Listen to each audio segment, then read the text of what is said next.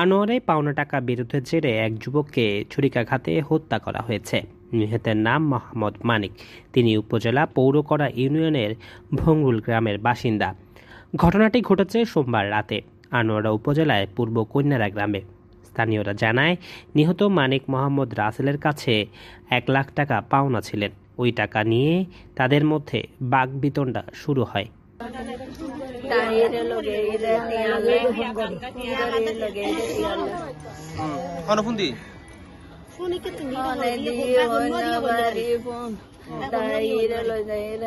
নিহতের ভাই মোহাম্মদ বাবুল জানায়, নিজের পাওনা টাকা চাইতে গিয়েছিলেন তার ভাই, কিন্তু ওকে ছুরি মেরে হত্যা করলো রাসেল।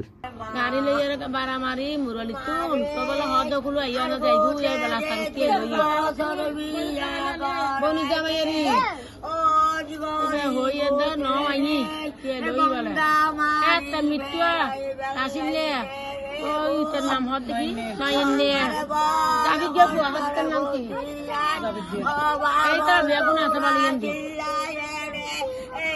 বেগুন আছে এটা রানা এই দুরু ঘটনা ইয়ে আই আর বলা দুয়া বাগ বাড়ি দি তখন আমার তোমার আইস্টার করিল আমার খুশি গিয়ে যায় তখন আমার টিয়া দিব আই আমার যাই চলি এখন তাই জমা আই আর বলা বাতাস আমাদের দিব আমাদের বাদ বাড়িয়ে রে আর বউ খাই আয়ের ভর্গি যায় তো ভর্গি যায় না হচ্ছে ভূতাজ নখাই তো বউর হচ্ছে ওরে আর পটিয়া লাগে ইয়ে আর টিয়া ভাই বৌমা যেত আর বড় গোপন করতো না আজ ঘন্টা তো বউ হদ আমার ওখানে গাল দিবি নি নাই এখন চাইতে না তোরা ওরে বউ তোর ইয়ে না আই আয় না এলে হদা তো ইয়ার বউ ফোন না করে তো ইয়ারা দেয় তুমি দেয় আর বউটা দেয় চুরি মারি দিকে।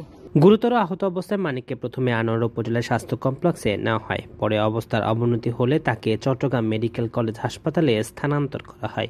সেখানে চিকিৎসাধীন অবস্থায় রাত 2টার দিকে মারা যায় মানিক। এই ঘটনায় আনোয়ারা থানার ওসি মোহাম্মদ মনির হোসেন জানান, পাওনা টাকা নিয়ে বিরোধের জেরে এই হত্যাকাণ্ড ঘটেছে বলে প্রাথমিকভাবে তদন্তে জানা গেছে। আমরা অভিযুক্তদের দ্রুত গ্রেফতারের চেষ্টা করছি। নিহতের লাশ ময়নাতদন্তের জন্য মর্গে পাঠানো হয়েছে। এই ঘটনায় এলাকায় উত্তেজনা বিরাজ করছে। নিহতের পরিবার ও এলাকাবাসী দ্রুত বিচার দাবি করেছেন। পুলিশ জানিয়েছে, অভিযুক্ত ব্যক্তিকে গ্রেফতারের চেষ্টা চলছে।